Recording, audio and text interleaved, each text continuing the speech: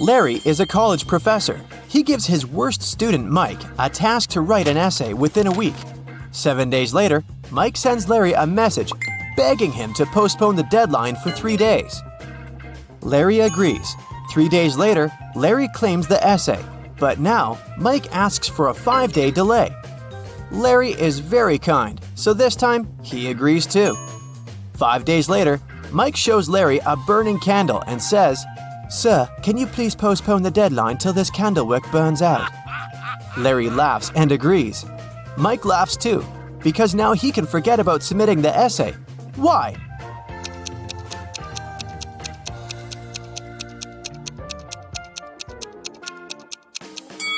Mike blew out the candle.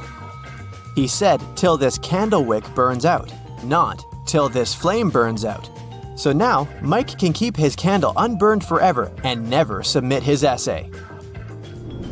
Larry brings 3 boxes of cupcakes to the college kitchen. He leaves them on the table to celebrate his birthday with coworkers after classes. All boxes have different sizes, but each contains 3 cupcakes. Meanwhile, Mike enters the kitchen. He opens one box and eats 3 cupcakes. After classes, Larry finds out that every box in the kitchen still has 3 cupcakes. How is that possible?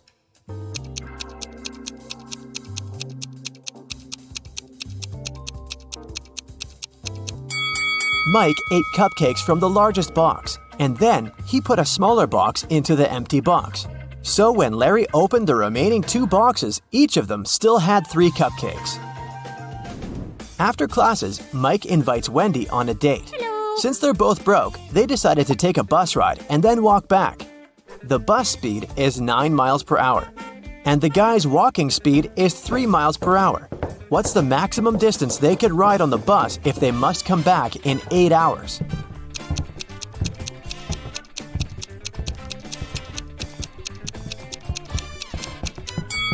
Mike and Wendy can move on a bus 3 times as fast as they can walk. Therefore, they should spend 3/4 of their time walking and only 1/4 on a bus ride. So to fit into the 8-hour limit, they should ride for 2 hours, going 18 miles, and then walk back in 6 hours. Mike and Wendy are walking down the street and notice one very curious thing. It has 3 eyes and all are in a straight line. When its red eye opens, everything freezes. Can you guess what they see?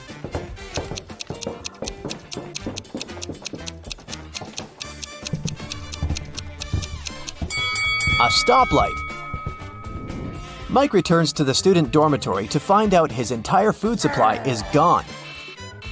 He questioned 3 people. Can you guess who ate his food?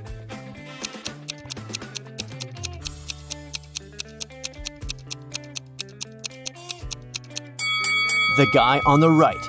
He has crumbs on his mustache.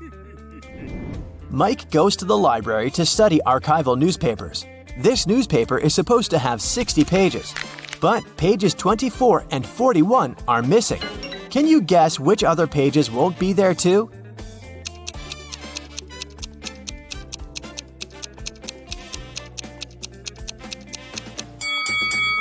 Pages 19, 20, 23, 37, 38, and 42 will also be missing. Mike finds a note inside the newspaper. There's a secret maze in the library, leading to amazing treasures. The note shows this map. Can you help Mike walk this path correctly?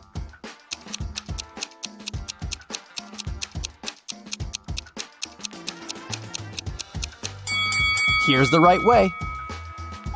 Mike walks through the maze and finds this bookcase. One of the shelves is fake.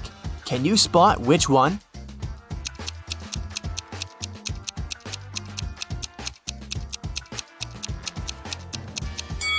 This shelf is fake. Books on the other shelves are covered with dust and cobwebs. But these books are clean and the cobwebs around them are torn. Mike finds a secret room behind the fake bookshelf. He enters the room and finds a big safe and this weird note nearby. The safe is locked, and Mike needs to enter a 9-letter password to open it. Can you help him crack the code?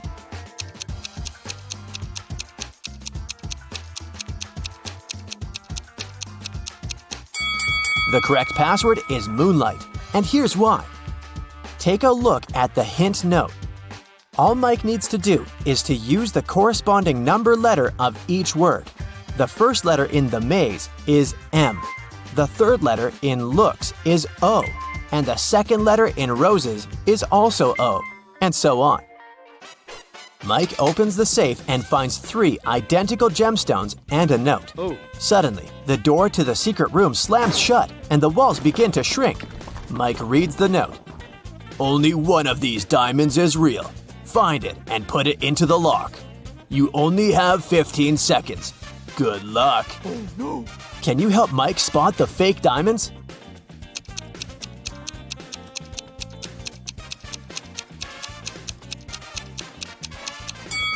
Mike should drop all 3 stones into this glass of water on the table. If the diamond is real, it will drop to the bottom of the glass thanks to its high density. And if it's a fake, it will float on the surface. Mike succeeds and unlocks the door, leading to a secret hallway. He walks through the hallway and sees 4 doors and a beautiful statue in the middle of the space. The statue sings, "We came out at night without being called. We disappeared by morning without being stolen. Who are we?" Can you guess which door Mike should enter?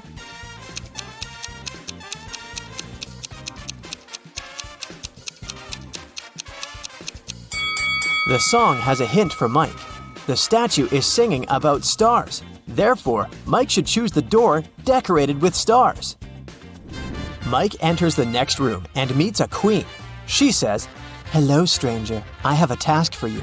If you succeed, I'm gonna reward you with wealth and fame.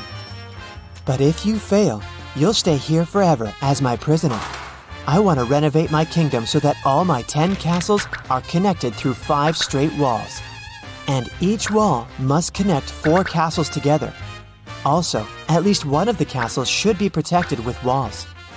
Then, the queen shows him this picture and continues, "My royal architect failed to give any solution that meets all my wishes, but he suggested this plan. Do you have a better idea?"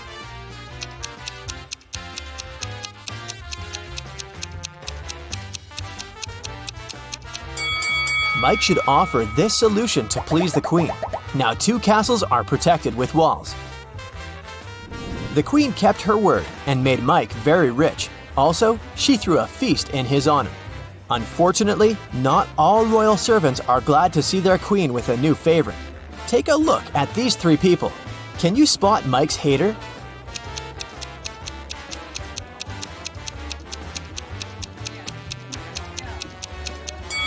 Although this friendly-looking lord gives Mike a bag of gold coins, there's a snake hiding inside his gift. Mike is observing the royal garden. He sees 3 lemon trees. Each of them has exactly 10 lemons. The gardener comes over and picks 4 oranges from each tree.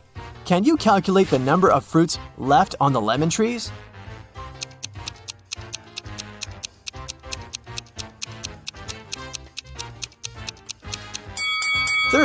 Oranges don't grow on lemon trees. The queen tells Mike an amazing story. "I'm fond of dragon racing. On Sunday, I rode to see a race in a cozy village outside of my kingdom. 5 days later, on Monday, I went home." Can you explain this, considering that she doesn't have a time machine?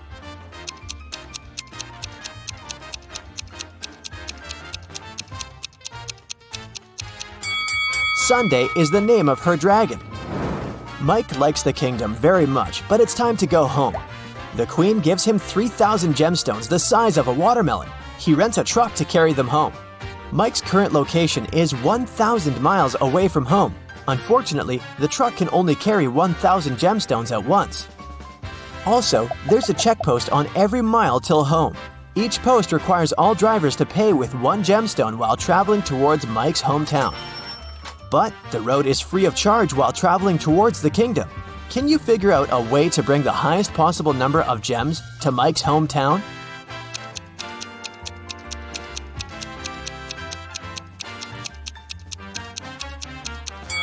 Mike should make 3 trips of 1,000 gemstones each till mile 333. After that, he will be left with 2,001 gemstones and have 667 more miles to go. At this point, he should take 2 trips of 1,000 gemstones, covering 500 miles more. This way, he will be left with 1,000 gemstones. After riding the remaining 167 miles, Mike will be left with 833 gems. And he'll still be rich and fabulous. Meg was working hard all morning. She decided to have a lunch break and headed to the parking lot. But when Meg approached her car, she faced an unpleasant surprise. Someone had poured blue paint all over the vehicle. Meg found 3 witnesses and questioned them. Lily, the company's designer, said she'd been eating her taco on the office balcony when it happened. The financial director, Chuck, had a long business call with investors. And Sheila, the cleaner, said, "I've been cleaning the toilet all morning." One of the guys is a liar. Can you guess who?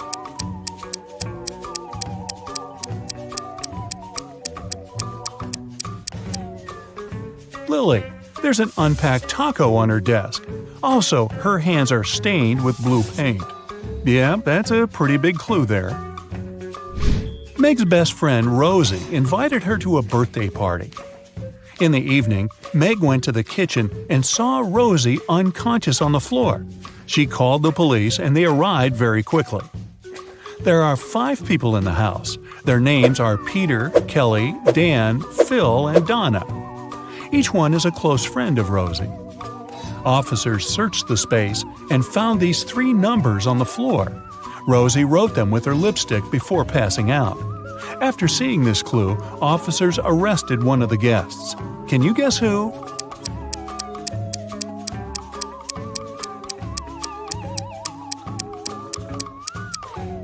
They arrested Dan. The numbers 12, 4, and 11 correspond to the names of the months December, April, and November. Meg went to the office kitchen to get some coffee. She wanted to add milk to her drink, so she opened the fridge to find it. Meg discovered 4 different milk packages on the shelf, but only one of them is safe to use. Can you guess which one?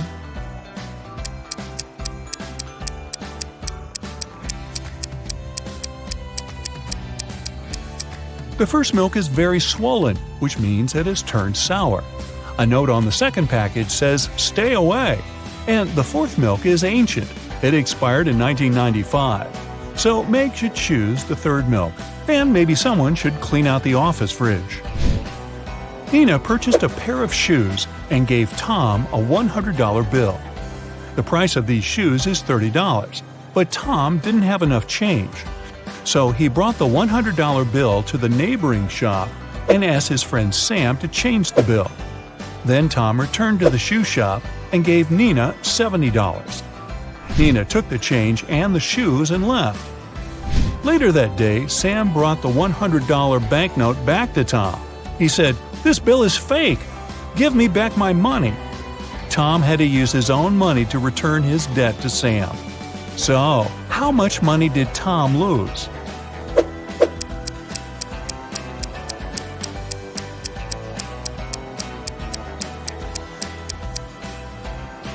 First of all, he lost the $30 shoes. Also, he gave Nina $70. Therefore, he still had $30 from the changed $100 bill. So when Sam asked him to return the money, Tom paid him back those $30 plus $70 from his pocket. So Tom had lost a total of $100. See Tom cry. Billy works as a night watchman at a large bank. One night, he heard strange noises from the bank vault and went to check it out. Unfortunately, inside the vault, he faced 3 criminals. All 3 guys were wearing masks, but Billy noticed an impostor among them right away. Can you see him too?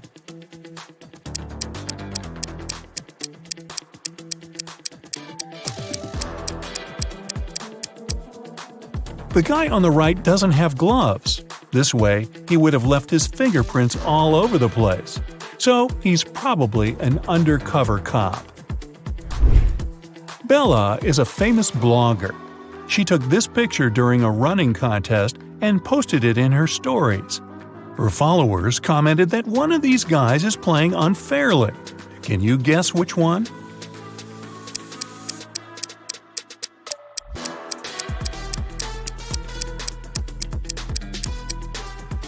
The person on the right isn't sweating at all. Something's definitely wrong here. Ryan was hanging out in a cafe with his best friend David. They ordered some food and drinks, and after the meal, Ryan said, "Let's play a game. If you crack my riddle, I'll pay. But if you fail, you'll pay." David agreed. Here's the task. He needs to remove a couple of toothpicks to make this equation correct. Can you help David out?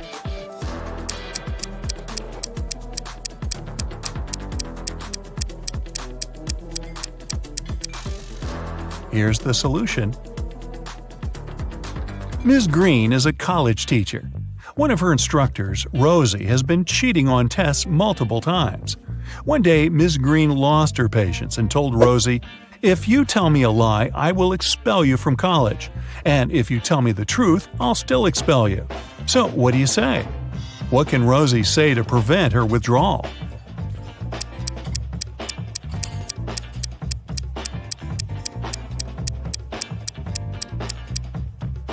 She should say, "I am telling lies." This phrase will create a paradox because it can't be a lie and truth at the same time. Jane was performing in a singing contest in a famous concert hall. Her singing was very good and she made the judges cry. But suddenly, all the lights went down. Someone turned off the electricity in the entire building. The contest manager questioned 3 suspects.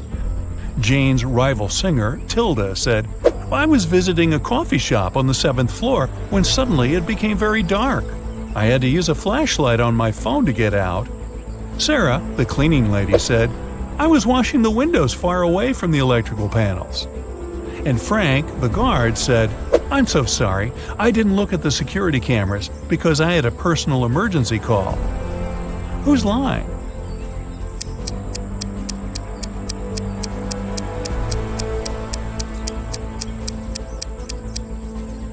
Tilda. This concert hall doesn't have a 7th floor. Peter landed in a foreign country. He opened a taxi app on his phone to get to his hotel. Unfortunately, the app didn't work. So Peter just went outside, hoping to find a driver. At the parking lot, he noticed 3 free cars. All 3 drivers were eager to give Peter a ride. Which driver should he choose?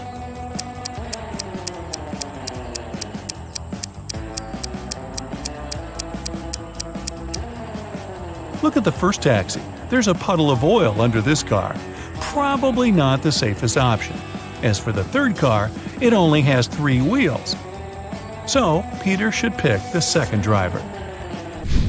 Alex is an adventurous traveler.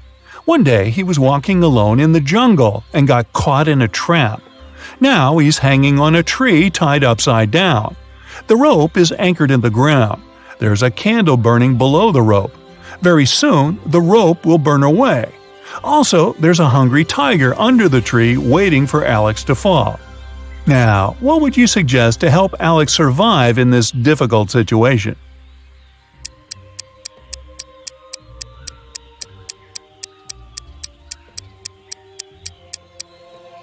Alex should sing the happy birthday song.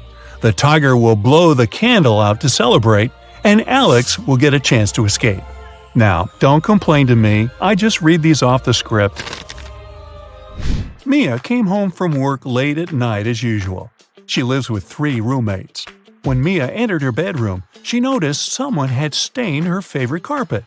Mia got furious and questioned her roommates. Jessica said, "That's not my fault. I've spent all day chilling in my boyfriend's house." Helen replied, "Today I entered your room only once to bring clean laundry. The carpet was okay." And Fiona said, "I haven't been to your room for ages. I studied in the library all day." Can you guess who stained the carpet?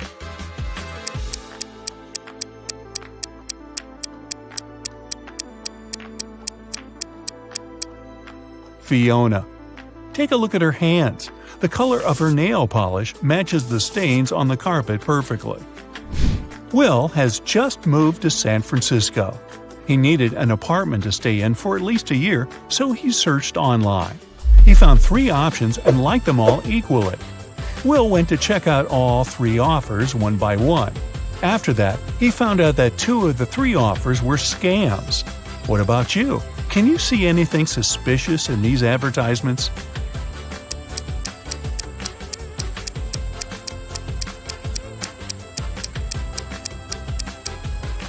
Take a look at the sign on the second house. It says that this house will be demolished in 2 weeks. But Will was searching for long-term rent. The third apartment is on the 8th floor, but that's impossible because this building only has 7 floors. Therefore, Will should choose the first option. Someone locked Henry in a creepy basement. He looked around and noticed 3 ways out, but all of them were dangerous. The first passage is freezing. Anyone who enters it will turn into ice. The second is guarded by a huge cougar that hasn't eaten for 3 years. And there's a massive fire behind the third door. What passage should Henry choose?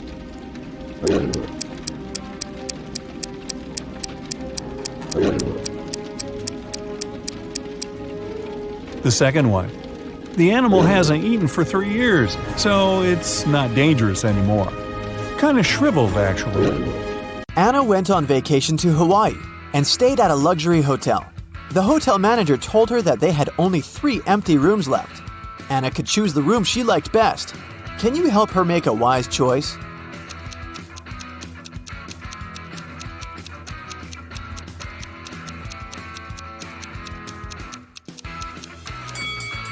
There's no mosquito net on the window in the second room, and something's wrong with the door handle in the third room. So, Anna should choose the first room. Anna went to the hotel swimming pool. She spotted 3 odd details in the area right away. Can you see them too?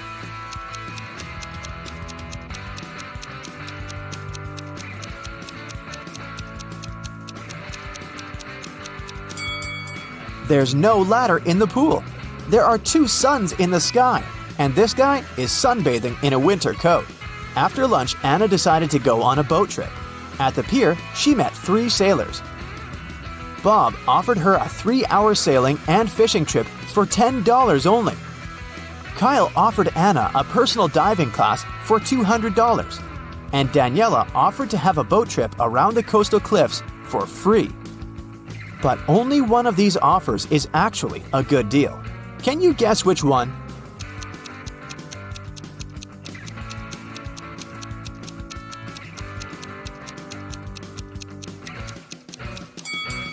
Kyle's offer is overpriced. Look at the poster hanging at the pier. It advertises personal diving classes for $20. And Daniela's offer isn't safe. Her boat has a broken bottom.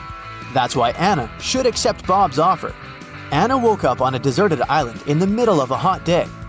The sun was shining very bright, so she needed to find a water source as soon as possible. There's the sea nearby, but she can't drink salty water. She found an abandoned cabin that contained some really handy items. 2 empty paint cans, 1 large and 1 small, a roll of aluminum foil, 1 baseball, an old pair of sneakers, and some other useful things. Which one of these additional items can Anna use to combine with the previous items to obtain drinking water?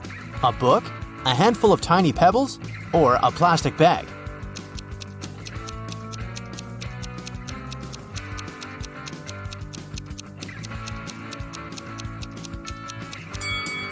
The book is useless in this context. The pebbles can be found all over the shore. As for the plastic bag, Anna can fill 1/2 of the larger paint can with seawater. Then, put the smaller can inside of it. Next, she should use the laces from the sneakers to pull the plastic bag tight over the large can. And finally, place the baseball on top of the plastic bag directly above the smaller can to make a small indentation. Then, just leave this construction in the sun.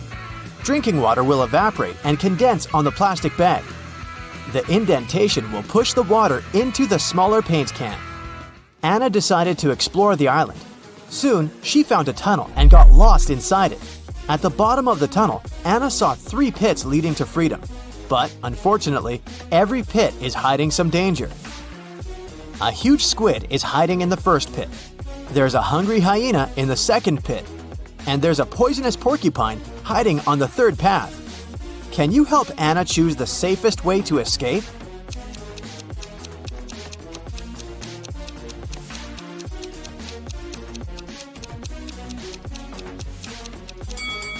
Anna should choose the pit with the squid.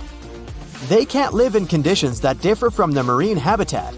Therefore, she should wait for a while. The squid will get weaker and she'll be able to escape safely. Anna got hungry and went to the jungle to find some food. But she's not alone here. Can you find any hidden animals in this picture?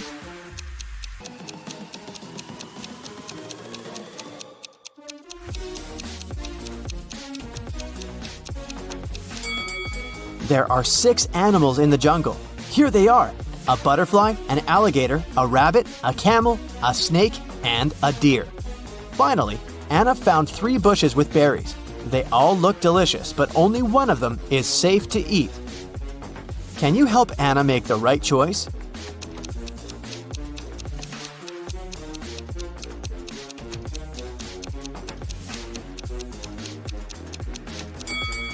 She should take a look at the monkeys. They stay away from the first bush because it's a mutant plant. See? It has teeth and emanates toxic gases. Meanwhile, the monkeys enjoy berries from the second and third bushes. But a cobra is hiding under the third bush. So, the second bush is the safest choice. Anna got sunburned during her walk. Which item from the cabin can she use to cool down? Aluminum foil? Fresh water from the paint can? Or the sponge with some seawater?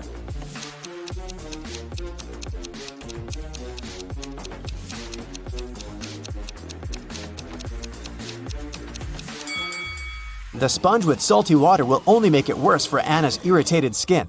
And the drinking water is too precious to waste on bathing. Meanwhile, metallic foil is a great tool to cool down a shelter. Anna can cover the roof and the cabin walls and deflect some of the sun's heat. The next day, Anna continued her travel around the island and came across an abandoned village. She found a car with the keys still in it. The car was parked outside the local library, but before Anna could do something about it, a nearby volcano erupted. She didn't see any signs of glowing red lava, but a huge cloud of black smoke was moving towards her. It'll reach the place where Anna's standing in a minute. What should she do? 1. Head down to the library's basement, which is filled with vampire bats. 2. Take the stairs to the library's roof and hide there. Or, take the car and try to ride away.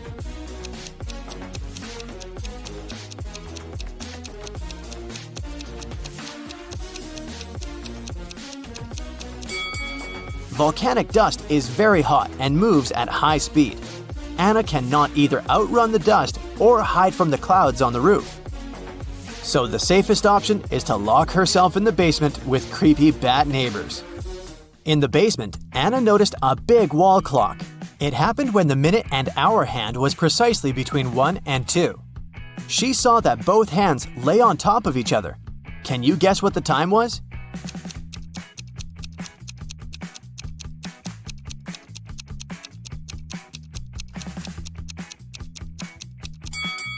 $12. Both minute and hour hands lay exactly between the number 1 and 2 in the middle of the number 12. Anna looked around and found a secret passage in the basement. She entered the passage and fell into a subterranean river, which carried her away to a large waterfall, and then to a much bigger river surrounded by rocky cave walls. She tried to swim away, but the force of the waterfall had created a reverse current, pulling her backwards with an intense force. Anna needs to act fast. What would you suggest? Swim onward through the crashing water? Swim to the side and try to climb the walls? Or dive as deep as possible and then swim out of the waterfall's pull?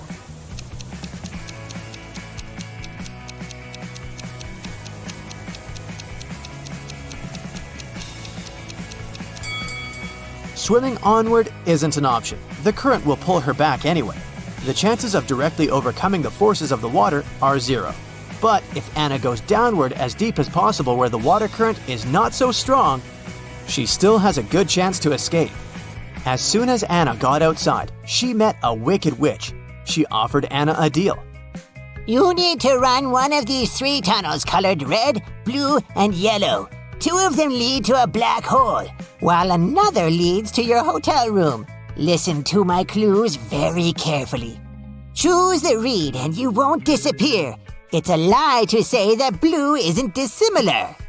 The yellow doesn't have less in common with the red than the blue. Can you help Anna make the right choice?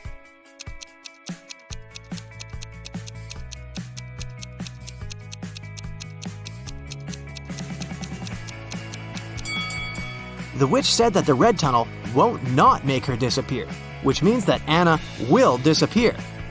So we can exclude the red one, and the yellow doesn't have less in common with the red than the blue, which means that the yellow does have more in common with the red.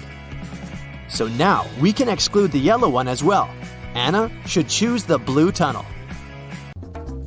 Rhonda and Lucy got to Las Vegas and headed for the house where Joy's granny lived, but they kept coming to the wrong houses. In the first house, they met this old lady, and in the second, there was this one. Can you tell which elderly woman is dangerous?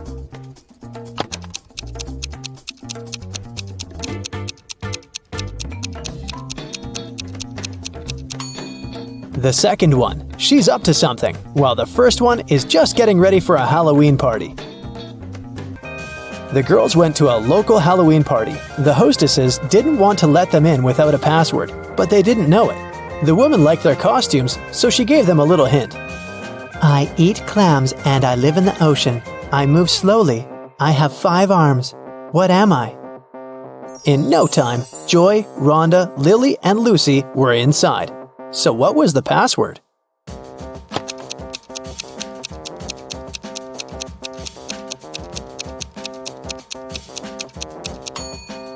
A starfish. Joy went to take a shower to remove her makeup, but someone poured paint into the shower head and the water turned green. Joy questioned Lucy, Rhonda, and Lily. Lucy said, I did my laundry and then went to cook some kiwi jam. Sorry, I gotta go. It might burn. Lily said, I took a shower and washed my hair right before you went in. What happened? Why are you so green? And Rhonda said, I'm studying for my geometry test. Can you keep it down, please? Who pranked Joy?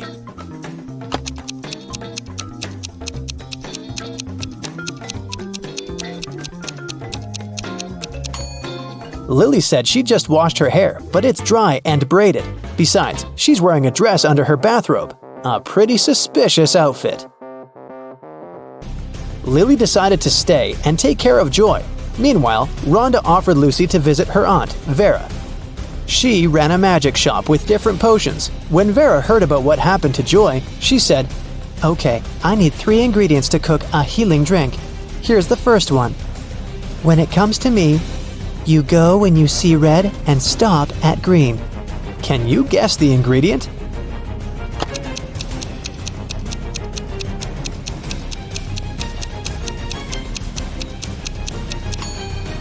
It's watermelon. Mark steps through the door. His right hand is on the wall, and off he goes. Apparently, it's time for breakfast. Mark comes up to the table. There are 3 apples, but only one of them is safe to eat. The other 2 are poisonous. Unfortunately, Mark can't skip breakfast. Which apple should he eat?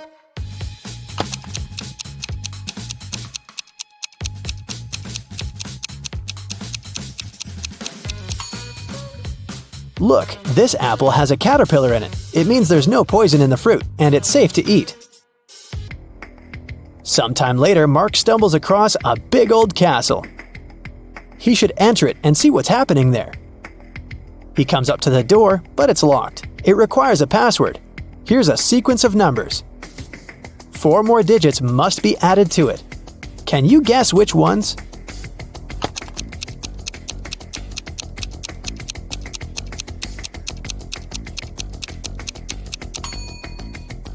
One plus 3 is 4. 3 plus 4 is 7. 4 plus 7 is 11. Then 7 plus 11 is 18. So the next digits are 2 and 9, 29. Because that's 11 plus 18. And 18 plus 29 gives us 47, which is 4 and 7. The password is 2947. And this is the right answer. The door clicks open and Mark walks into a dark and dusty corridor. Mark sees a long corridor with many turns. Mark's task is to figure out which turn is the one he needs, but it's not that hard. The guy is actually inside an art gallery with paintings on the walls. After every turn, he can see 2 pictures. Mark should just follow the original paintings. He will need your help to tell them apart. Okay, here's the first one. Which one is the original?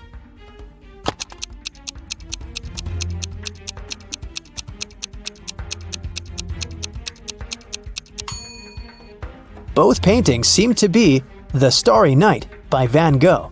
But look, in one of these pictures, there's a couple of planes in the sky. Van Gogh definitely didn't paint that, so this one must be the replica. So Mark should better choose the other turn. Another turn, another choice. This time, it's Girl with a Pearl Earring by Johannes Vermeer. Which one is the original?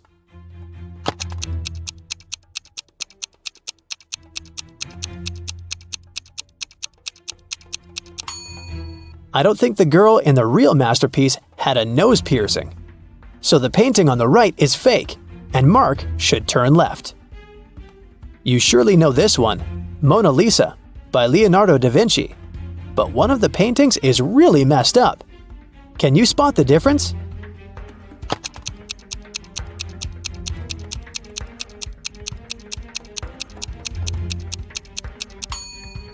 Look in the right picture. You can see some cars on the road behind the woman's back. I think Mark should turn left. This is The Persistence of Memory by Salvador Dali. Which painting is a replica?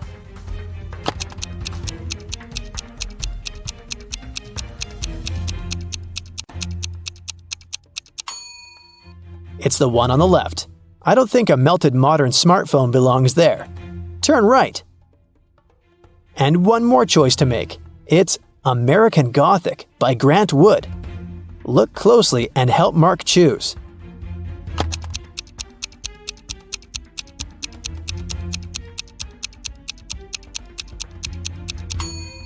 The man on the right picture has tattoos on his knuckles, which makes the painting fake, so Mark should turn left.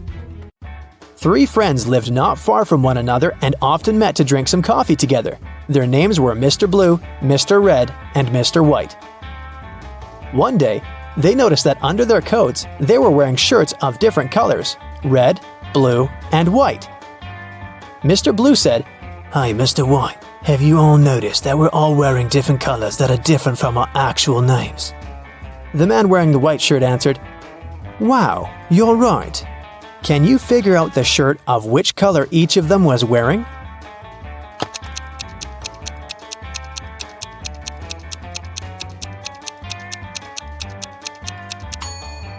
Mr. Blue can only be wearing white or red, but we've already learned that someone else is wearing the white shirt. That means that Mr. Blue can only be wearing the red shirt, and Mr. White can only be wearing a blue or red shirt, and the red shirt is already taken.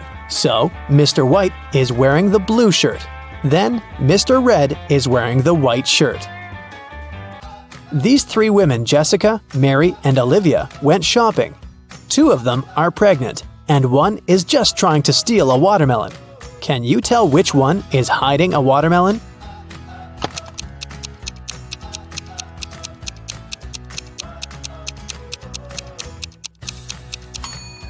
It's Olivia. She's wearing heels. It's not the kind of shoes a pregnant woman would want to wear. Mark was driving to an important business meeting. He was in a hurry since he was running a bit late. That's when he got into a car accident. His car was okay, but the other driver crashed into a tree. Luckily, he wasn't injured. They called the police. When the police officers arrived, Mark told them his side of the story. "I was driving fast but carefully. Suddenly, a car pulled out in front of me. I managed to avoid the collision, but then this guy hit the tree.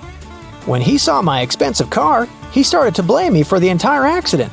Because it was your fault. I was driving slowly enough, talking to my wife about our next vacation, and then you appeared out of nowhere." The police officers understood who was responsible for the accident. Can you figure it out too?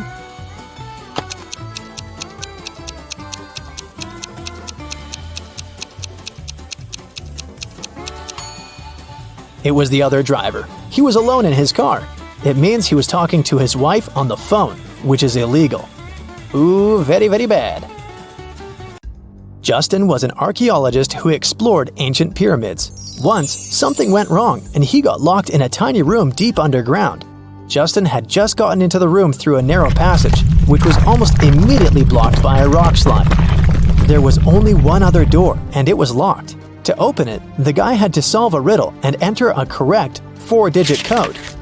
A, G, F, H, V, Z, J, T. What code should Justin enter?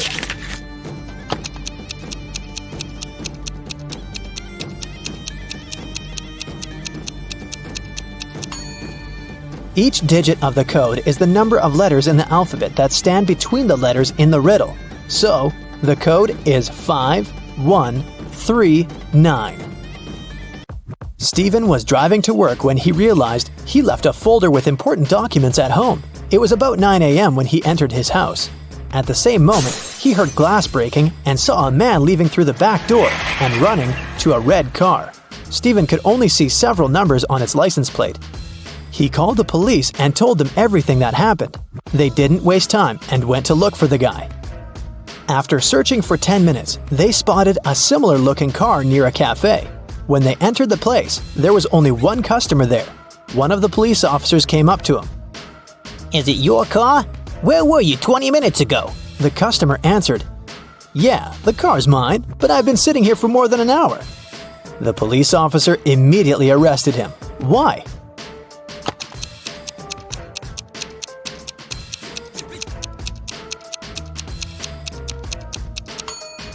The cafe only opens at 9 a.m. The guy couldn't have spent an hour there. Like every morning, Daphne went to her favorite local cafe to get her coffee and breakfast sandwich. She left the cafe after she'd paid. A few minutes later, she returned, looking anxious, because she had forgotten her wallet. Strangely, it was nowhere to be found. She called the police to report the incident. Nobody had left the store, so the thief was still there when the officer arrived. He started questioning everyone. Jenny, the cashier, said that Daphne was a regular customer and she had known her for a long time, so she would never steal her wallet, and she didn't see it after Daphne had paid. Andre was a tourist visiting the city for the first time. He said he'd come to the cafe because he'd wanted to try their famous muffins. He claimed he hadn't seen the wallet. He was busy trying to pick what type of muffin he should get at the time. And Harry worked as a store clerk. He said he'd come here to grab a coffee, and he didn't see the wallet because he was pouring milk into his coffee. So who do you think stole the wallet?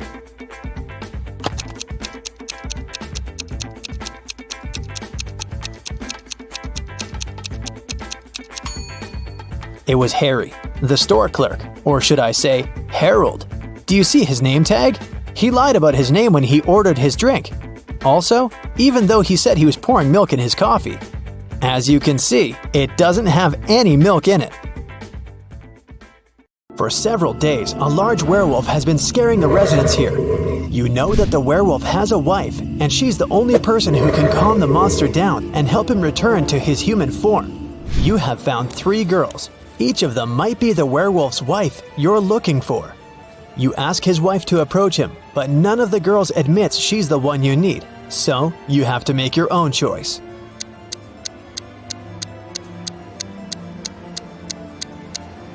Do you see some wool on the girl's clothes? It's the wolf's fur, which means she's the wife. She walks up to the monster, hugs it, and the werewolf turns into a human. You're hungry. You drop by a pizzeria. The owner of the restaurant says that someone has taken all his weekly earnings from the safe. The thief wore gloves and left no fingerprints. The video cameras were turned off.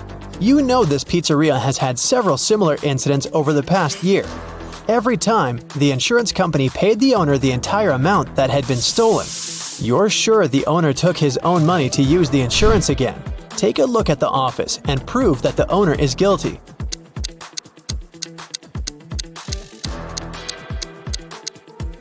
Look at the air vent. Behind the grated hatch, you can see the bundles of the stolen money you've been looking for. Suddenly, someone shoved Stacy into the water. Down in the Sea Kingdom, Stacy met Neptune. He was sitting on his throne, surrounded by 3 mermaids. Neptune asked Stacy to return the pearl necklace to his wife. She had recently lost it, and Luke found the necklace on the shore. Can you guess which mermaid is Neptune's wife?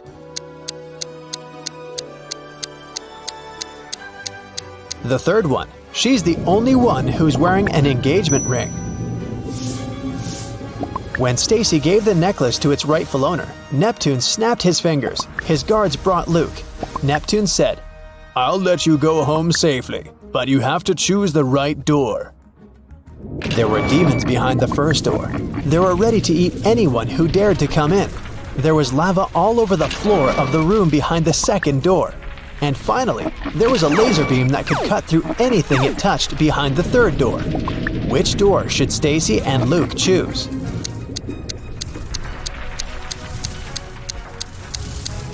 The third one. They can crawl under the beam without touching it. You were in a hurry and forgot to lock the apartment door while leaving. Someone got in and locked the door from the inside, and you had to use the key to open it. You see a human silhouette standing in the shadows and realize that you know this person. Who is it?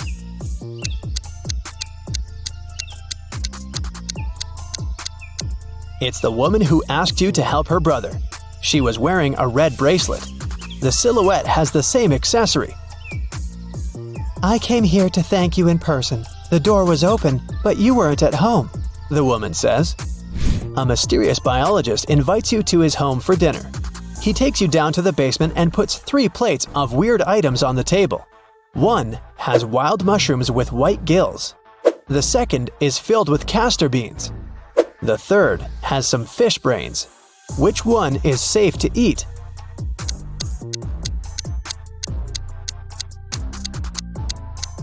The plate of fish brains is the only dish that isn't poisonous. Someone got into Matthew's house during a severe rainstorm and took a lot of expensive stuff. The man called the police. They came over and started to interview the neighbors. Nicole said she lived alone and worked from home. She was inside the whole day. Jerry explained he was a chef in an Italian restaurant. He came back from work only half an hour ago. Sophia told the police she hadn't left home because she was ill. Who was the intruder?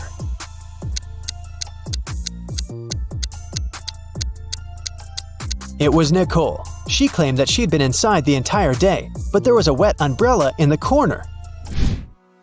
Kim and Ashley are best friends. They decided to spend summer vacation in Italy together. They were very lucky to buy cheap plane tickets. Their flight was at 10 a.m. Unfortunately, when the girls arrived at the airport, they realized it was the wrong one. Now, they have 2 options. To take a high-speed train for $100 to go to the right airport, or stay here and buy tickets for a later flight for $400. What should they choose?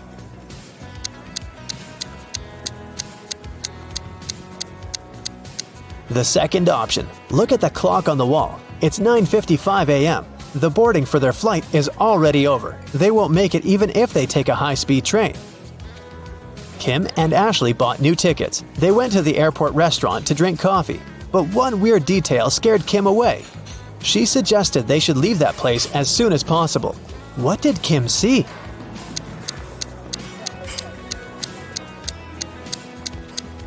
This woman over there is a zombie. Wow!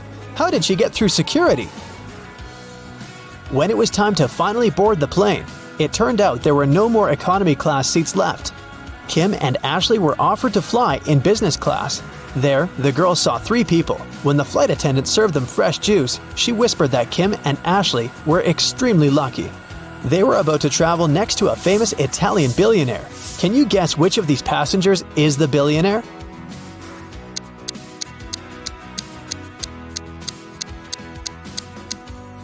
This glamorous lady is a good candidate, but it's very unlikely a billionaire will wear a 100% polyester coat. This guy's business suit is very elegant, but look at his shoes. They seem quite cheap and worn out. This funny gentleman must be the real billionaire, although his outfit is rather casual. His gold watch looks very expensive. Once, a bank was robbed. The police suspected that one of the bank security guards had helped the criminals. Detective Justin had to question 3 of them. The first security guard told him he had heard some shouting and rushed there, but by the time he arrived, the criminals had already been gone. The second security guard explained he had been drinking a cup of coffee at that moment and hadn't even heard anything. And the third guard said he had run after the thieves, but he had to lace his boots. Without a second thought, he crouched near an emergency exit. At that very moment, the door opened and hit him on the head. When he came back, the criminals had been gone. Justin immediately understood which guard was guilty. Who was it?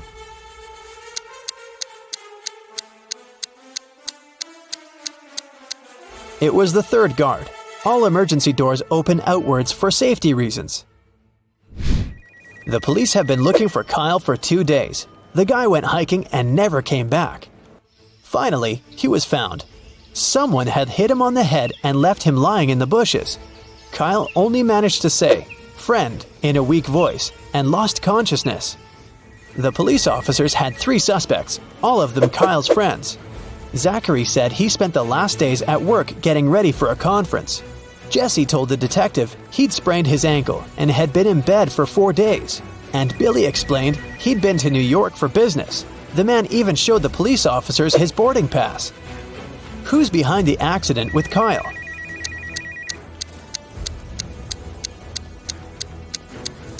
Police immediately noticed that Billy had showed just 1 boarding pass. Then how did he get back from New York? His story sounds fishy.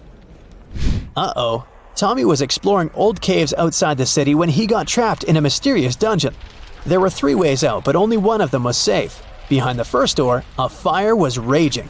Behind the second door, there was acid rain which could melt any substance within seconds. Behind the third door, there was a huge brown bear that hadn't eaten for 2 years. Which way should Tommy choose?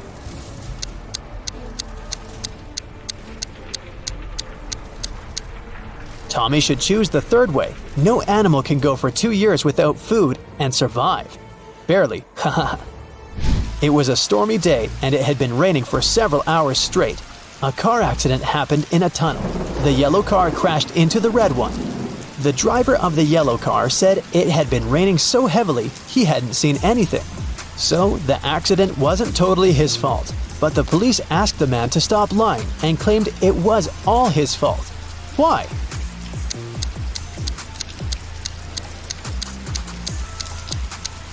The accident happened in the tunnel. It couldn't be raining there. Mrs. Cabell is the owner of a small company producing expensive designer cups. On Friday, when the working week was finally over, she got a call from her bank.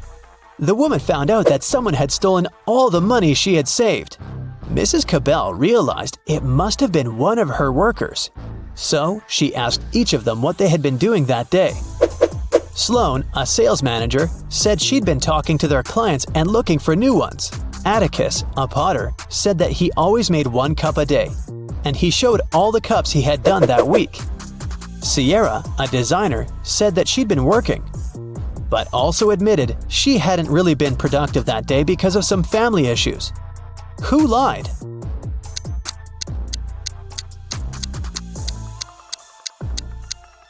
Atticus. There are 5 working days in the regular week. The man said he made 1 mug a day, but he only showed 4 mugs.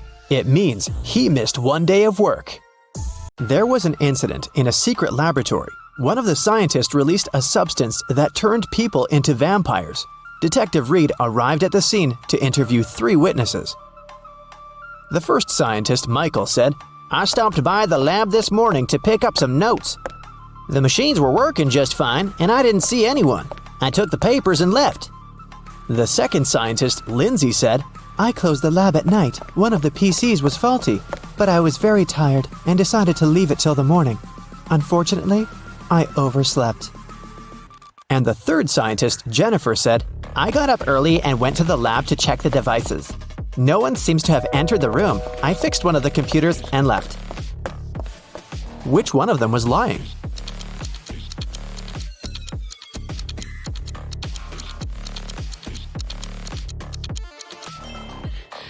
Michael is lying. One of the computers was actually faulty, and Jennifer spent the whole morning fixing it. If Michael had walked into the lab, he would have known about it, or Jennifer would have noticed him. So he must have entered the lab after the others had already left. But why would someone release such a dangerous substance? Michael didn't want to confess, so Detective Reed decided to investigate the crime scene to find out who was behind this. Take a look at this picture. Is there anything suspicious?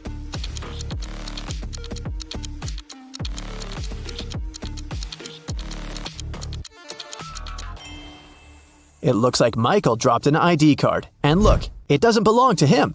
The name on the card is George Wilson. Let's ask him about the incident. Detective Reed went to Mr. Wilson's office to ask him about the incident. "Oh yeah, I gave my pass to Michael," Mr. Wilson said. "But that's only because I had left something in the lab. My glasses. I didn't have time, so I asked Michael to pick them up." Well, that's not a very clever excuse, but how can you prove the man is lying?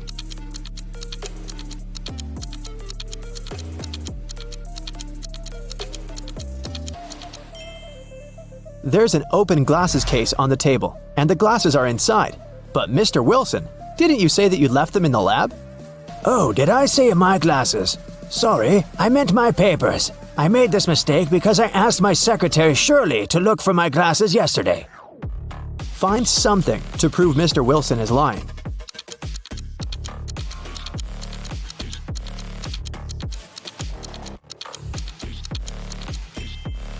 There's a calendar on Shirley's desk. Yesterday was her day off. It's marked red. Mr. Wilson is lying. Mr. Wilson was arrested, but people have already begun to turn into vampires. Can you guess who's actually a vampire?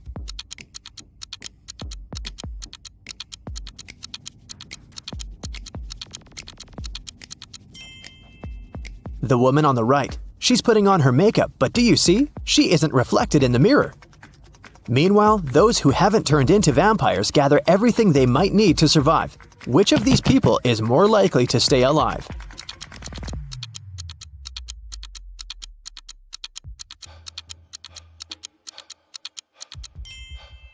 All these supplies won't protect the guy on the right from vampires. As for the girl on the left, she's stocked up on what she can to defeat the vampires. She has a higher chance of survival. Let's check out the subway. There are two women here. Which of them is not pregnant?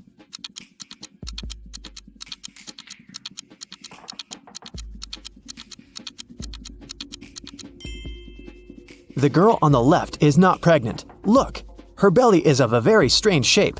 That's because she has hidden her survival supplies under her clothes. Vampires decided to throw a party.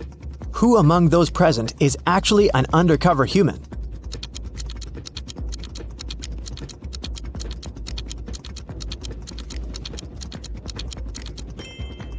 The guy on the left is a human. He's wearing makeup and false teeth. Nikki is also trying to survive. She packs her things and decided to move to a neighboring town. But suddenly, a vampire charged at her car.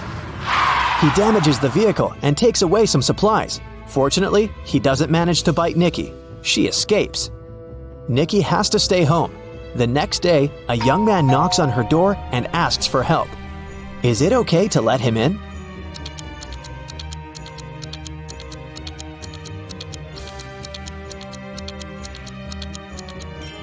Nope. He has the same scar on his cheek like the vampire from the day before. Nikki continues to hide at home. One day, some girl starts knocking on her back door. Please help! A pack of vampires is chasing me! Nikki opens the door. The girl is out of breath, but she manages to say, They're almost here. Can I come in? Is it safe to let her in?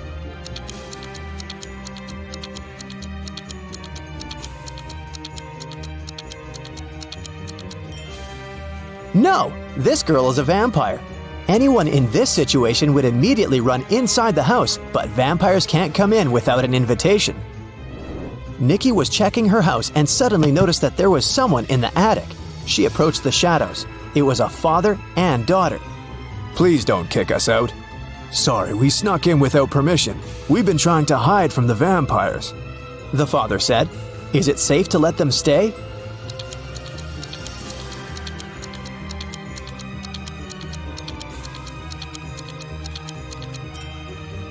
Yes, firstly, they're sitting in the sun, but their skin seems to be okay.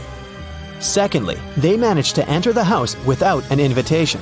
That means they're humans. Nikki let them stay. Let's take a little break. Time for some quick riddles. Think fast.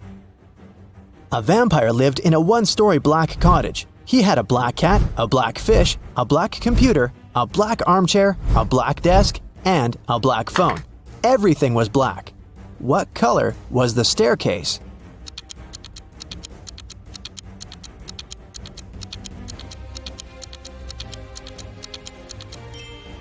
There was no staircase in that house because it was a one-story cottage. 3 vampires are walking fast. The first vampire says, "2 other vampires are walking behind me." The second one says, One vampire is walking behind me, and one is walking in front of me. and the third one says, "2 vampires are walking in front of me, and 2 are walking behind me." How is that possible?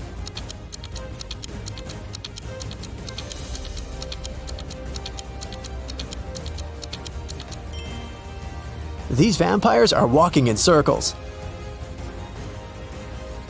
Humans, vampires, and werewolves gathered in one mansion. There are as many werewolves as there are vampires. There are as many vampires as there are humans. How many creatures are there if 3 of them are werewolves?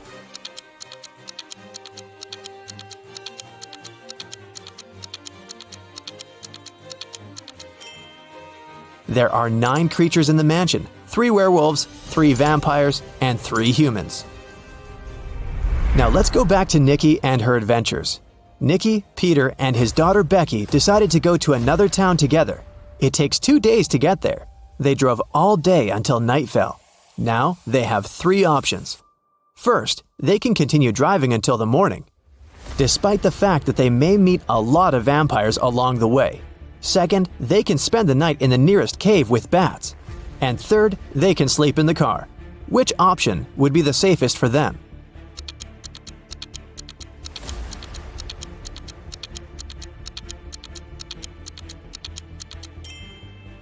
Sleeping in the car is a bad idea. Vampires can sneak up on them in the middle of the night.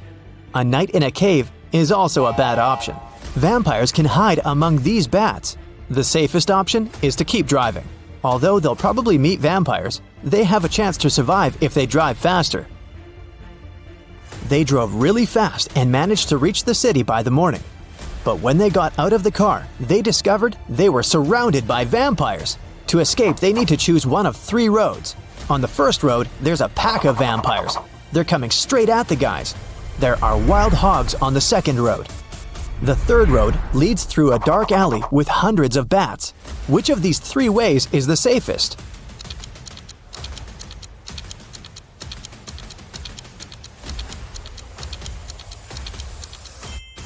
The second way is the best option because the sun illuminates it, so vampires can't follow Nikki and her new friends. Plus, these dogs don't look too unfriendly. The guys reach 3 stores. Now they need to decide which of the stores is safe to enter. Nikki, Peter, and Becky look through the windows to see what's inside. The first store is empty, but it seems to be full of traps. The second store is full of survivors, but they look dangerous. And the third store seems empty as well, but it's completely dark there, and you can't see anything except for dozens of bats. Where should Nikki lead her friends?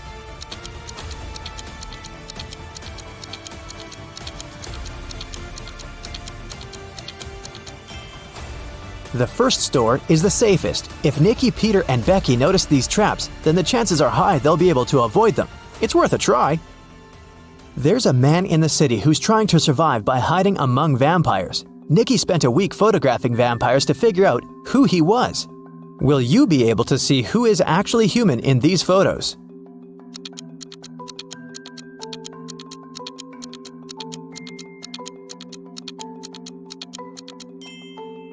You can see this man has all 4 photos. In one of the photos, he's eating garlic bread, and in this one, his leg is exposed to the sun. He's only pretending to be a vampire. Nikki and the others decided to invite this man to join their group. The man was delighted and said that his name was Douglas. He was a journalist looking for safe places for people. He suggested creating a password that only humans could figure out. They came up with this one: HAWUH. Can you guess why?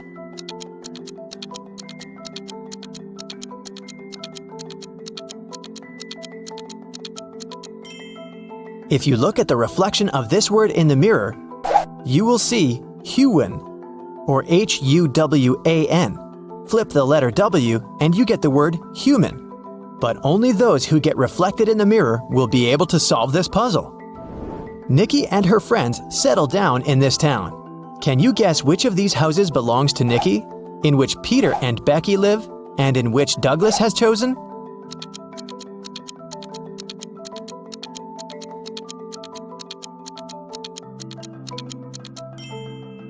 House number 1 belongs to Peter and Becky.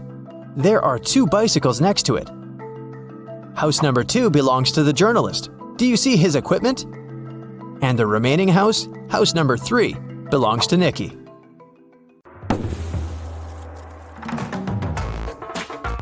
During a visit to an antique store, Rachel found a peculiar piece of gold. It turned out that the man who brought it to the shop mentioned it had once belonged to a pirate named Captain Benedict Jameson. He said he had hidden the rest of his treasures on an island. The map was hidden inside a cave that was located on a beach on the same island, but no one has managed to find the treasure yet. Rachel was intrigued, so she called her friend Jeremy and convinced him to set sail there to search for this treasure.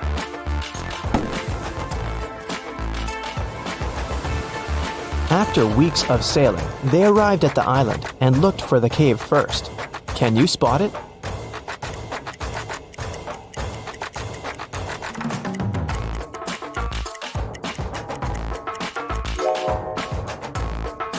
Here it is.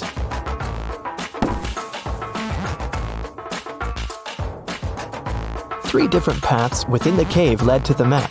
Which one should they choose?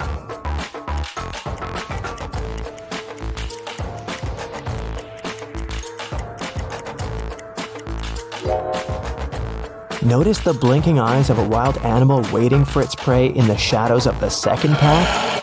There is a rather large spider web blocking the third path. That must only mean there's a large spider that made it. So, the safest option is the first path.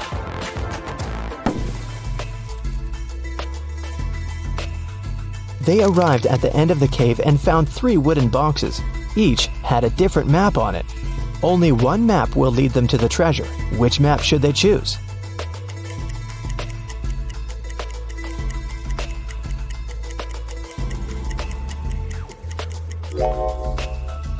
The area that the first map shows is surrounded by trees. The second map shows an area surrounded by the ocean. The area on the third map is surrounded by mountains. So, since they're on an island, they should choose the second map. On the back of the treasure map, they found a message written by Captain Benedict himself.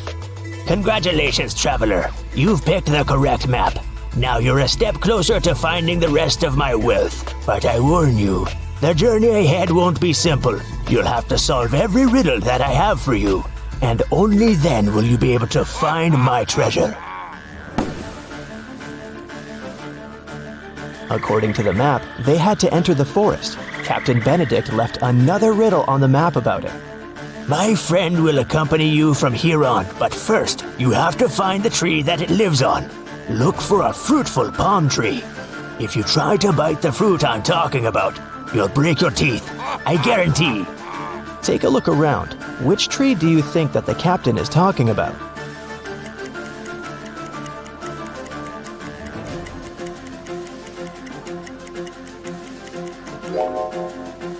Some of these trees don't have any fruit at all, so none of them can be the tree the captain mentioned. These trees have bananas on them, but you won't break your teeth if you eat bananas. Then it must be this tree with coconuts, because you'll definitely break your teeth if you try to bite a coconut. When they got closer to the tree, they noticed an engraving on it. It said, Look up and find my friend Jonathan the monkey. Take him with you on your journey, because he knows where I hid the key. Then Rachel and Jeremy looked up and saw 3 monkeys. Which monkey do you think Jonathan is?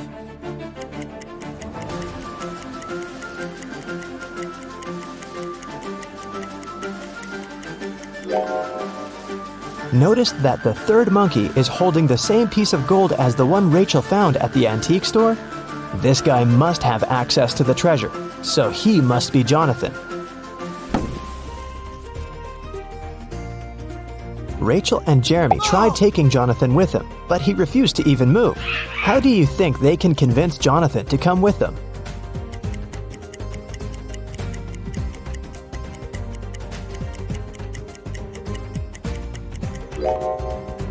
Luckily, there's banana trees around, so they should just give him a banana to gain his trust.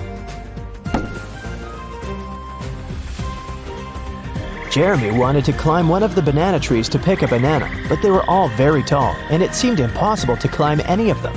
However, Rachel suddenly burst with excitement after seeing something that would help Jeremy. What did Rachel see?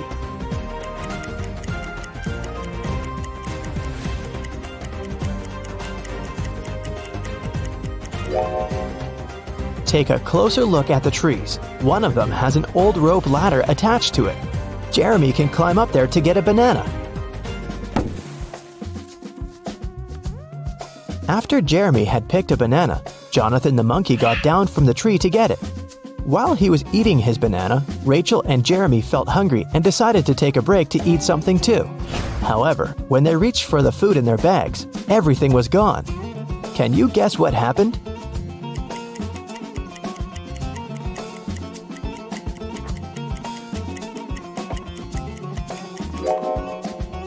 Did you notice something strange as Jeremy was climbing the tree? Let's rewind a bit to show you what happened. The monkeys were stealing all the food from Jeremy and Rachel's bags. Rachel and Jeremy had nothing else to eat other than the bananas off of the trees. But when Jeremy tried to climb up the rope ladder again, the rope broke. Now that they wouldn't be able to pick any bananas, they had to find something else to eat. They walked around and came across a waterfall. Rachel suggested that they catch some fish. Jeremy then caught 3 different fish, but only one of them was safe to eat. Can you tell which one?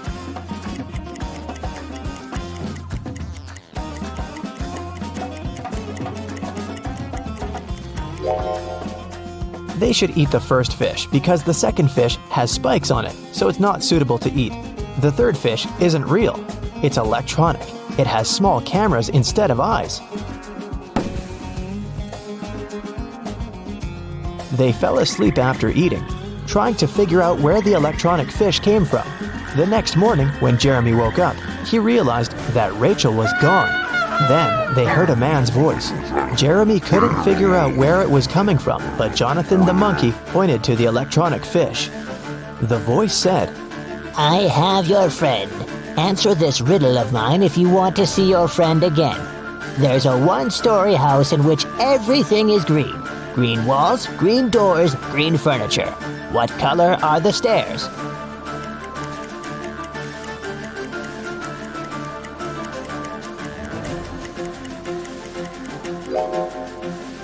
Since it's only a 1-story house, there aren't any stairs in it. Suddenly, the waterfall stopped flowing, and the cave appeared behind it. The voice said, Enter. Inside, an evil scientist was waiting for Jeremy. He said that he was going to give him a chance to save his friend. He took Jeremy to a water tank with 3 different creatures in it. The scientist said, One of these creatures is Rachel, but the other 2 are not human at all. I will free your friend if you can guess correctly which one she is.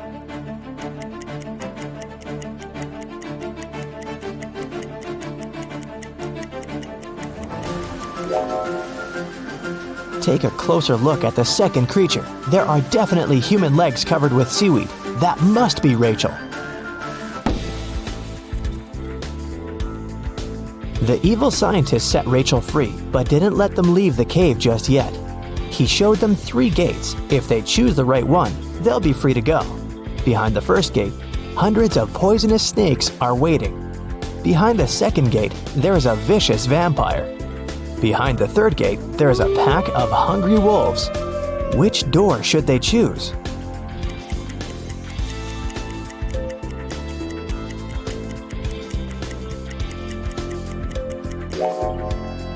They should choose the second door. It's morning outside, the sun is shining bright, and vampires can't survive the sun. After Rachel, Jeremy, and Jonathan got free, they got back on the trail following the map and arrived at the side of a cliff. There were 3 different bridges in front of them from which they could walk across to the other side. Which bridge should they choose?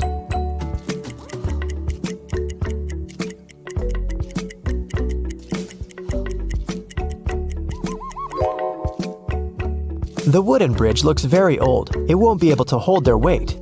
Even though the metal bridge looks sturdy, it's very narrow and it has no railings. They might lose their balance and fall. So, they should choose the glass bridge. As they continued their journey, they walked into a swamp without noticing, and they got stuck in it. There were 3 ropes hanging from a tree, with which they could pull themselves out. Which rope should they choose?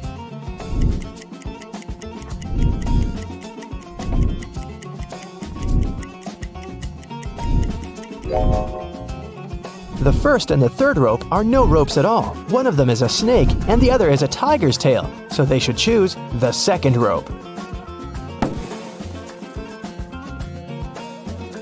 After they saved themselves from the swamp, they were finally able to make it to the last destination that was marked on the map. There was a trap door in the ground. They had to go through it, but it was locked with a 5-letter combination padlock. However, Captain Benedict left a clue on how to unlock it in his notes, and the clue was 3, 8, 5, 19, 20. What do you think it means?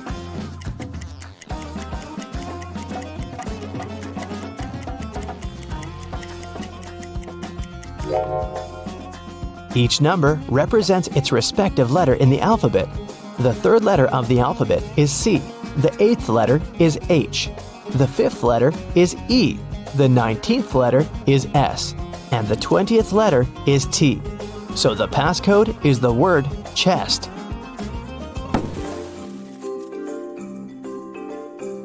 Once they opened the door, they saw a staircase leading to an underground room. When they entered it, they found 3 different chests. Only one of them holds the treasure. Which one is it?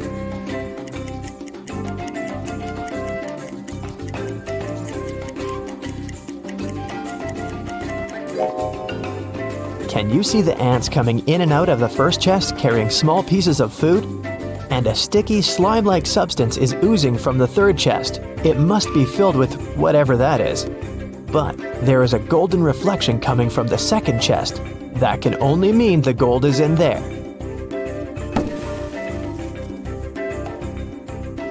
They left the room with the treasure chest. However, the chest was locked, and the map didn't have any more notes or directions on it. Jonathan started pulling Rachel's shirt as if he wanted to say something. Then, she remembered Captain Benedict's previous note. My friend Jonathan the monkey knows where I hid the key. So she and Jeremy started following Jonathan. They arrived at a beautiful garden with 3 statues. Each statue was holding a key, and only one of them would open the treasure chest. Which one should they choose?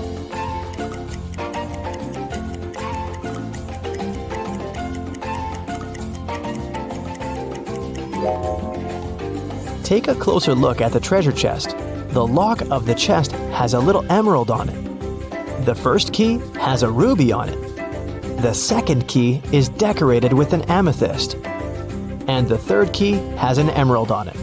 Since it matches the lock, this must be the key they should choose.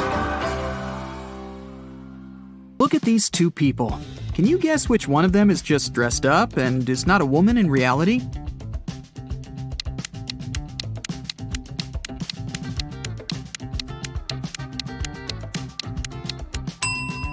It's this one here, the one in the pink dress. Look closer. She's blonde, but has dark hair on her arms. Also, you can see some naturally dark hair slipping under the wig. Okay, let's try to find some more imposters. There are 2 pregnant women. Can you tell which one isn't really pregnant?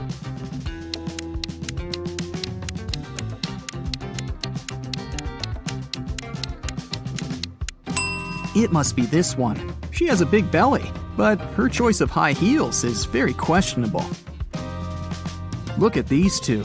One of them is a mummy that escaped from ancient Egypt. Don't ask me how, it doesn't really matter. Just find the mummy. What's your choice?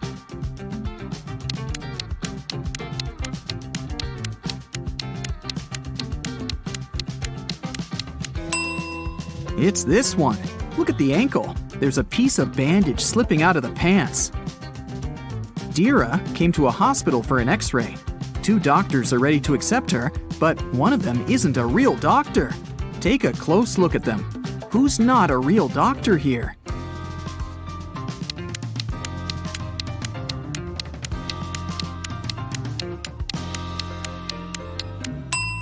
It's this man here. See, he looks nothing like the person in the photo on his badge. He must have stolen the uniform. Mrs. Cook left for a business trip, and 3 of her daughters stayed at home by themselves.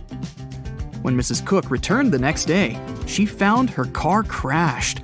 Obviously, one of her daughters had taken it and had crashed it by accident, but none of the 3 took the blame.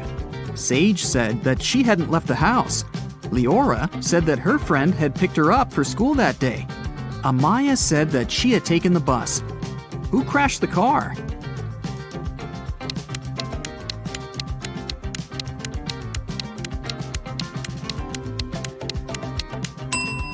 Look inside the car. There's a purse. If you were attentive, you could have noticed that the day Mrs. Cook left, Amaya had this purse. So it was her who had crashed the car. Naya woke up on a Saturday morning after a long and hard week. She was very hungry, so she decided to make herself breakfast. Naya had a dozen eggs. She broke 3 eggs, fried 3, and ate 3. How many eggs are left?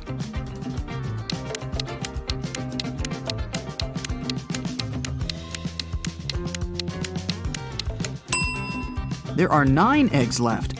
Naya broke, fried, and ate the exact same 3 eggs. Esme was walking through the forest and got lost.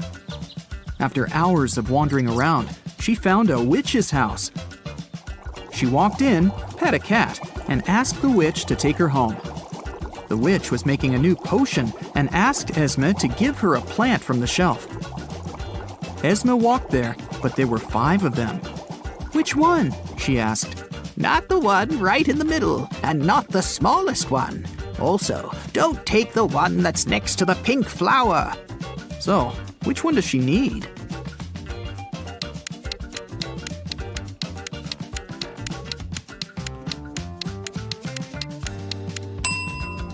That's the one on the very left then, or the pink flower itself.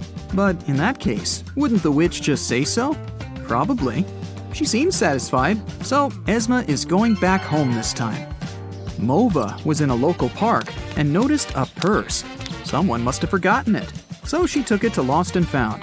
They accepted it and said they would give it back to the owner.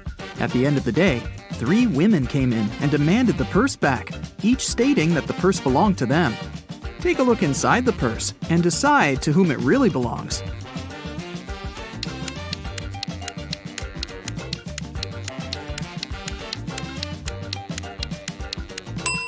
Look, there's lipstick in the purse. There's just one woman who's wearing lipstick of the same color, and it's this one. So the purse must belong to her. Let's stick around in Lost and Found for a while. There are more things to give back to their owners, like this wallet, for example. There are 3 people claiming that it belongs to them, but which one is the real owner?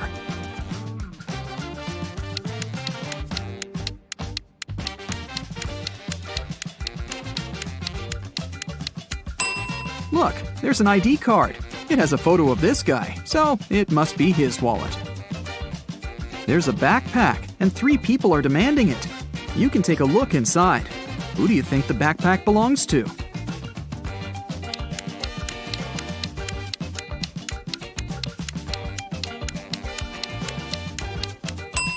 There's a jacket that matches this girl's trainers perfectly. It must belong to her.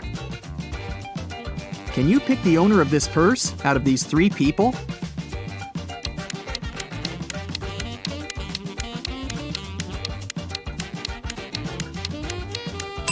Look, there's a charm on the purse that says Ella. This girl in the middle has a necklace with a pendant saying Ella too. It must be her purse. Yvonne and Liana are exploring a forest right outside their town and find an abandoned hotel. Of course, they walk in to look around. When they walk into one of the rooms, a cage falls and traps them inside. There are 3 potions. Each of them will only last 10 minutes. If they drink the purple one, they will turn into the first animal they can see. If they drink the blue one, they'll be able to fly. If they drink the orange one, they'll switch bodies with each other. Which potion should they drink?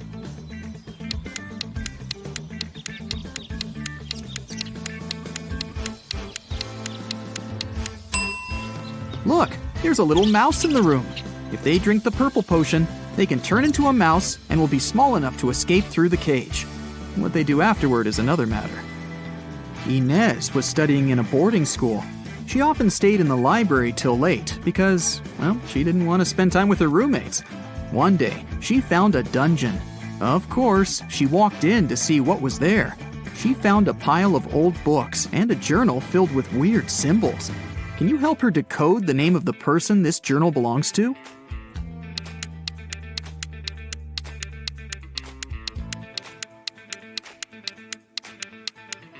For each letter, there's a unique border and dot combination.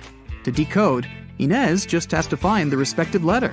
If she does it right, she should get the name Marion. A group of friends were partying on a Friday night in a neighborhood. The next morning, Mr. Johnson came to his little shop and found that the glass door was broken. Nothing was stolen, but he reported to the police because he wanted the glass replaced. The police found fingerprints of 3 people on the bottle: Nova, Ayla, and Eamon. Which of the friends threw the bottle into the glass door?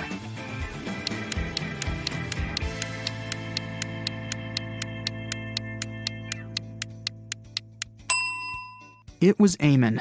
His fingerprints are upside down and are located on the bottle's neck. This means that he wasn't holding the bottle to drink, but upside down to throw it. A group of cyborgs arrived on Earth to study humans' behavior. The police found out about it and got concerned. They want to track every cyborg and interrogate them. Let's help them find a couple of cyborgs in disguise. Look at these 2 people here. One of them isn't a human, but which one?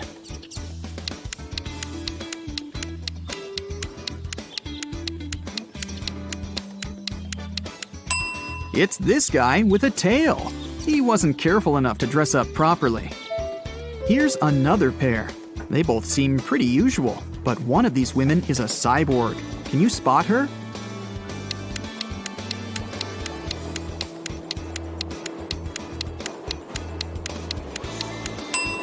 It must be this one.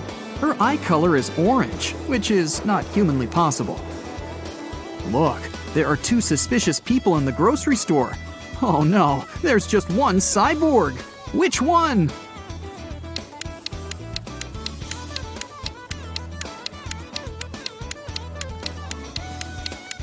It's this one, the one with the cyborg's leg.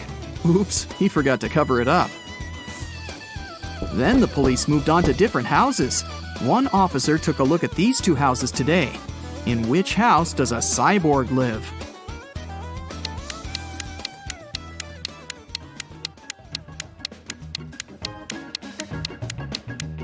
Look, there's gasoline on the kitchen counters. It's definitely a cyborg's place of residence. You're doing great. Now, look at these 2 bathrooms. Can you spot anything suspicious and find the bathroom that doesn't belong to a real human?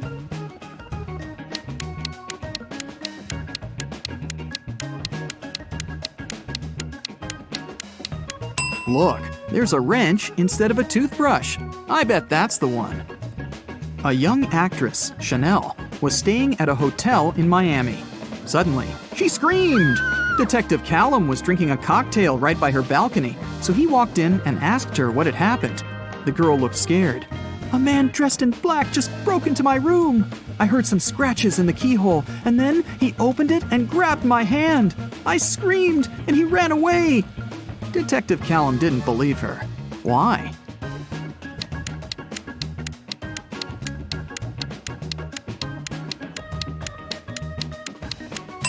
The door of the room opens inwards, and it's loaded with boxes now. If someone had opened it and walked in, the boxes would have been pushed out of the way. Luna wanted to go to the party her classmate was throwing, but her mother didn't let her go. Still, she felt bad, so she said, "If you need to get out of your room for a while, you can go visit your grandparents at their geese farm for the weekend." Luna agreed. But she decided to trick her mom. Instead of going to her grandparents, Luna went to the party. When she got home, her mother asked her how the weekend had been. Luna replied that she had a great time, spent a lot of time in the garden, and was responsible for feeding the chickens every day. Her mom knew that she was lying. How?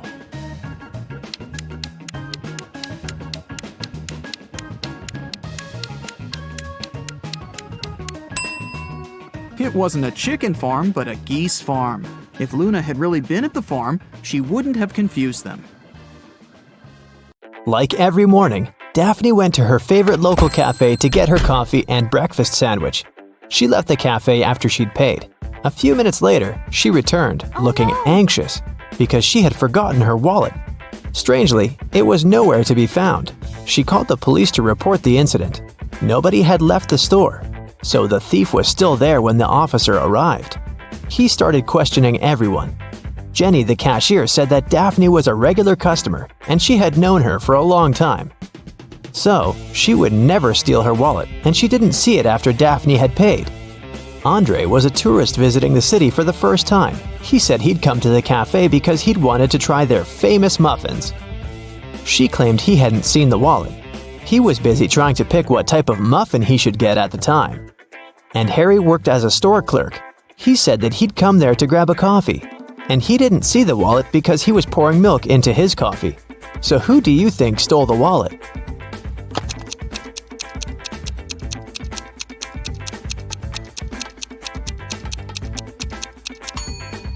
It was Harry, the store clerk, or should I say Harold. Do you see his name tag? He lied about his name when he ordered his drink.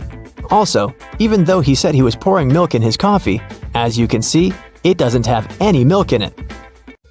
Jessica was an aspiring actor, and she had a big musical theater audition that day. She left her house early in the morning to make it on time, but she had forgotten to take her sheet music with her, so she had to drive back.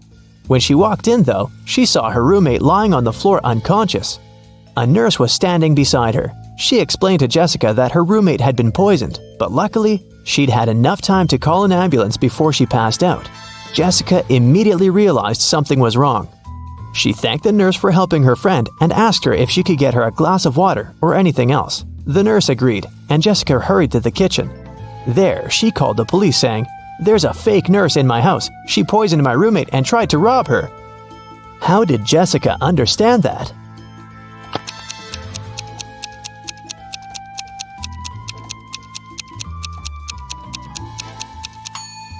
When she arrived at the house, there was no ambulance car in the driveway or in the street. And it's not like paramedics started using Uber.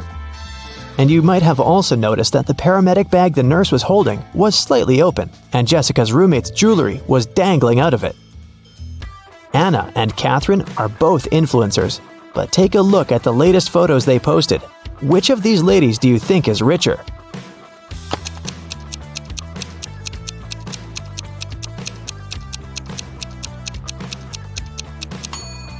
Catherine is richer, of course. Just look at the number of likes on her photo. She has 27,907 likes. Anna, on the other hand, has 9,837, which means that Catherine has way more followers and must be earning millions. Annie managed to buy presents for everyone except her dad. She knew what everyone wanted, but her dad was kind of secretive and not the talking type. He was also not great with technology and never bought anything online, so there was no way she could sneak into her dad's computer and check the saved items in his shopping cart. But he always liked to make lists in his little notebook. and Annie was sure she might be able to find a wish list there. So she sneaked into her father's office one day to look for the notebook. It was nowhere to be found, but his study table had a locked drawer. She looked for the key around the room but couldn't find it anywhere. That's when 2 different sticky notes attached to 2 different books inside the bookcase caught her eye. The first note was attached to a psychology book and had P5487TH written on it. The second note was attached to a detective novel and said P21320TH. Annie immediately knew what the notes meant. Can you guess what she had to do?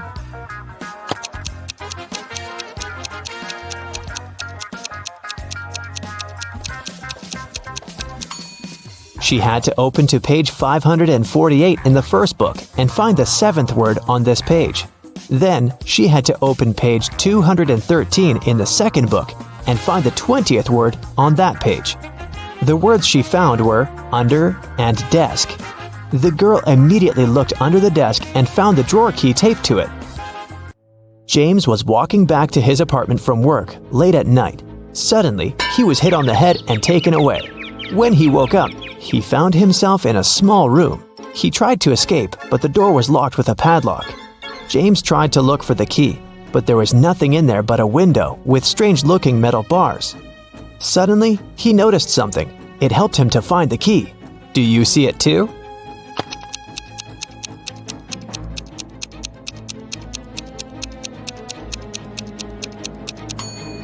One of the metal bars is different from the others. That one is the key. Giselle was camping in the forest during a night when the moon was full. After midnight, when she was making s'mores by a fire, she heard a loud howl. There was a werewolf in the forest, and it managed to find Giselle's tent because it smelled of food there. Thankfully, Giselle was not in her tent anymore when the werewolf arrived because she had already run away. Hiding behind a tree, she watched the creature eat her s'mores and tear up the tent. When the werewolf left before sunrise, the girl returned to her tent, but everything was ruined. There was no more food or water left.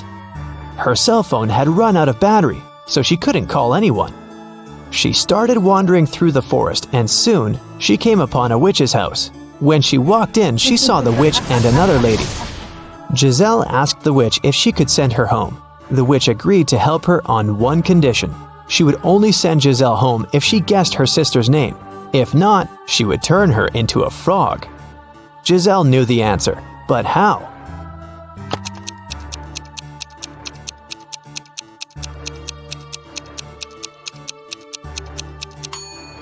Did you notice that the witch's sister is wearing the same necklace around her neck as the werewolf? Well, Giselle did, and there's a name written on the necklace: Abigail. Zoe went to a security guard and reported that her gym bag was missing.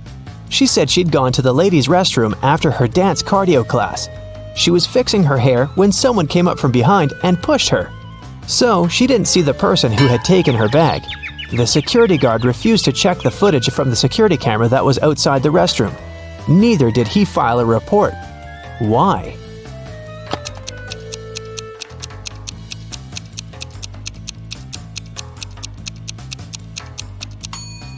Zoe said she was fixing her hair, so she must have been looking in the mirror. If she was telling the truth about someone sneaking up from behind, she would have definitely seen their reflection. So, Zoe probably lied so that she could sue them. Luckily, the security guard was super smart.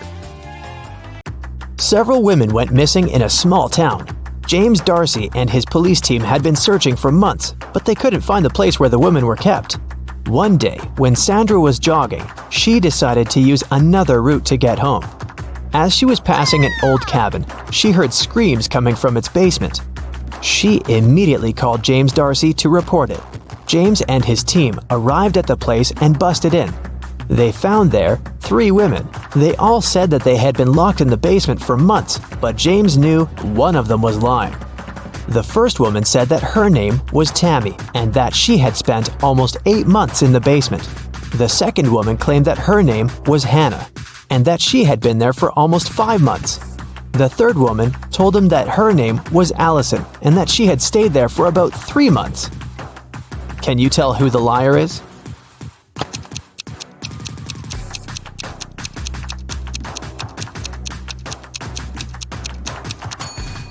Allison is telling the truth. Look at her. Her clothes are dirty. Her hair is greasy. Her roots have started to grow out. She definitely hasn't seen daylight for a long time. The same goes for Hannah. But look at Tammy. She looks clean. Her clothes look new.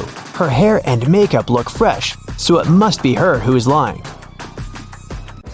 David spent his summer break at a science camp that was at a big space facility. When the summer break ended and school started, he told his friends from the science club all about his camp adventures. He said that at the facility, he had found a secret room. And in there was a time machine. He stepped into it and pressed some buttons to test if it really worked, and it did. He traveled through time and was able to talk to Nikola Tesla, Chuck Berry, and King Aragorn. But one of his friends immediately called him out for lying. How did he know that David made up this whole thing?